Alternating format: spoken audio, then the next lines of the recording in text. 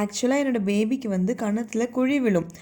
இங்கிலீஷில் வந்து டிம்பிள்னு சொல்லுவாங்க இல்லையா? டிம்பிள் தான் நினைக்கிறேன். மலையாளத்தில் ஆக்சுவலாக என்னென்னு தெரியல.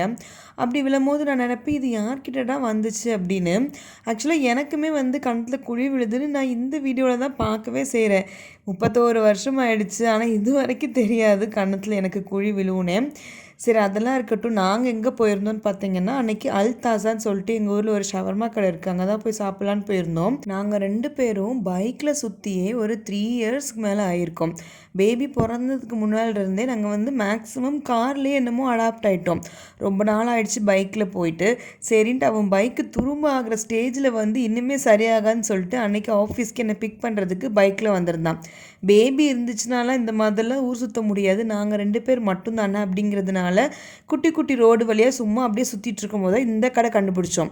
இது வந்து குறவங்கோணத்தில் இருக்குது. இங்கே நிறைய ஃபுட் ஸ்பாட் இருக்குது. நாங்கள் இப்போ தான் பார்க்குறோம். இனிமேல் ஒன்றா எப்போவாது போகும்போது டைம் கிடச்சிச்சுன்னா ட்ரை பண்ணலான்னு முடிவு பண்ணியிருக்கோம். நாங்கள் சாப்பிட்ட கடை வந்து ரொம்ப ஹெல்த்தியஸ்ட் ஷவர்மாலாம் பேர் போட்டிருந்தாங்க. பட் குவான்டிட்டி மட்டும் கொஞ்சம் கூட கொடுத்துருந்துருக்கலாம்.